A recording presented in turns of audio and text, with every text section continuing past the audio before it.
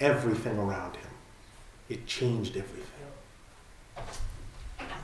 That faithful day, the 27th of Ramadan, in the night in that cave, Laylatul Qadr, changed the face of humanity, changed the face of the world. And slowly people began to hear this message. The first to hear the message was Khadija al-Kubra radiallahu anha and her daughters, his wife and his daughters, and they believed. The first adult to hear the message was Abu Bakr as-Siddiq radiallahu anhu. The first freed slave to have heard the message was Zayd ibn Haritha radiallahu anhu. And the first child to hear the message was Ali ibn Abi Talib radiallahu anhu, who was 8 years old. Abu Bakr was a bold Muslim. And I've mentioned him a number of times because he's connected to almost all of the 10 promised paradise. Abu Bakr was a bold Muslim. He did not have pamphlets on a table. He did not go door to door with a briefcase in hand. But he was granted permission by the Prophet ﷺ to preach this faith. And he did so. The first 2 people that came to him that he spoke with were Uthman ibn Affan radiallahu anhu, who after speaking to Uthman, he and Uthman had made a deal. They'd made an agreement in the days of Jahiliyyah that they would not worship idols, that they would not fornicate, and that they would not take intoxicants. So these people were Muslim before the revelation had come.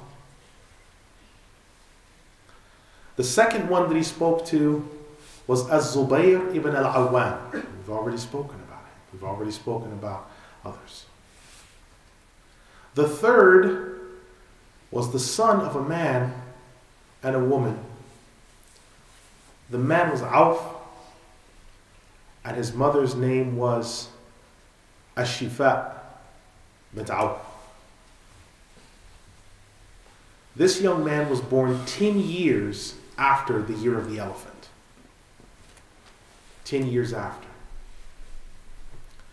And his family gave him 2 names. One was Abdur-Rahman, and another one was Abdul Kaaba. The slave of Amr was Abdul Kaaba, and the slave of the Kaaba. He came from a family of merchants. He was taught the science and craft of buying and selling, bartering and trading. He was taught how to wholesale merchandise and then how to resell it to make a profit. Because it may look easy, but often when you look at someone that owns a shop or is engaged in a business where they buy and sell in commodities, they have to first buy wholesale of what the product is. Then they have to look at the product and assess it. Decide how much they're going to sell it for. And then sell it to you or myself as consumers. And we come and we buy the product. Now when we buy the product, the person that is selling it to us has to divide the money that we've paid for that product into the following sections. If they have a shop, they have to pay for whatever bills that they have that are connected with the shop, the space for using the shop, if there's electricity, back then they didn't have it, but if they had lanterns or oil-filled lamps or what have you, they have to divide all of that up. If they have workers working for them, they have to pay the wage. If they need to get more product, they have to set to the side some to buy more product. And then finally, after they've done all of that, then the rest is profit. Abdur-Rahman, he learned at a young age that he did not want to have overhead. He wanted to focus primarily on profit. You see, some businesses struggle. Some people struggle because they have more going out than coming in. Abdur-Rahman said, no, I want to have most of it coming in and very little going out. He was a good businessman. What he learned to keep from having to worry about paying wages is to not hire anyone else. I'm going to do all the work myself. The shipping, the buying, the stocking, I will do it all myself. So he cut off one expense, what they call outgoings. Then he looked at, if I have to rent a place, that could be a problem because I wind up having to pay overhead. So I won't rent a stall in the market. I'll set up a place near the desert just outside of the market, which is not claimed by anyone, so I don't have to pay for it. Got rid of another outgoing. Then he looked at his prices. Started thinking, are my prices higher than the other people around me? Or are they cheaper? And then he came to the conclusion about supply and demand.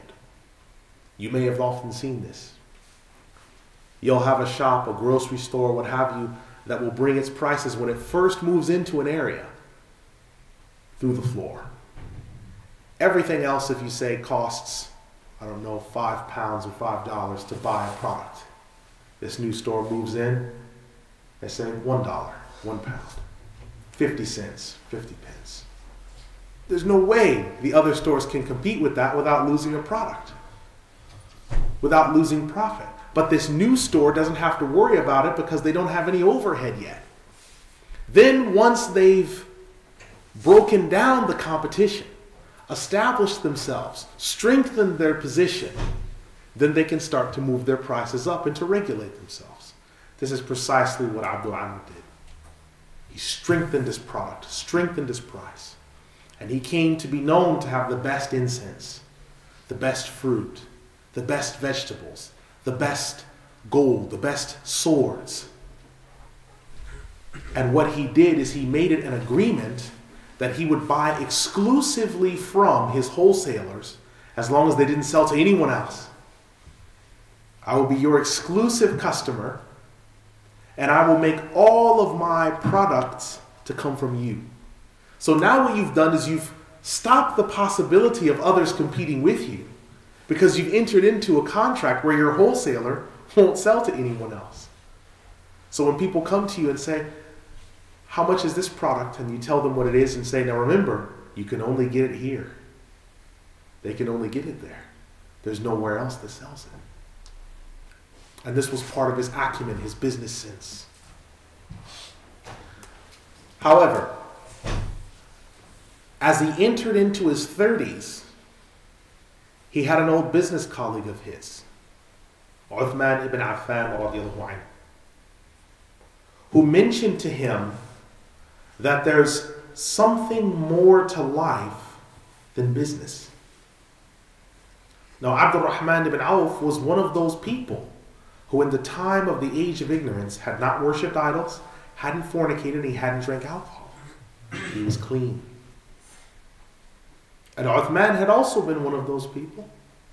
And so he said, what you hear when you come and listen to this man who is in his 40s, receiving revelation that he hears from Allah, you will know that it's the truth. So Abdul Amr, he makes his way.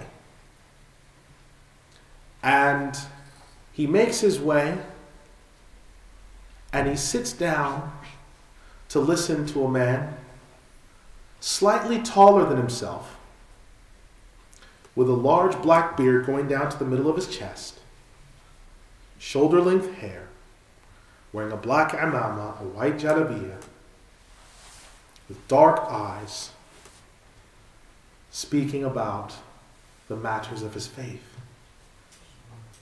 Abdul Amr examined very carefully the man, because Abdul Amr was slightly darker than him. He was more of a ruddy brown color. But this man was quite fair. He was very light-skinned. When the sun would come out, his skin would get slightly red. And when it was very cold, you could see the blueness in his veins. He was a very fair man. In fact, it was mentioned that one of the Bedouin, who was very brown, once came to see the Prophet Muhammad sallallahu alaihi wasallam in this hadith in Bukhari. And he said, which one of you is Muhammad?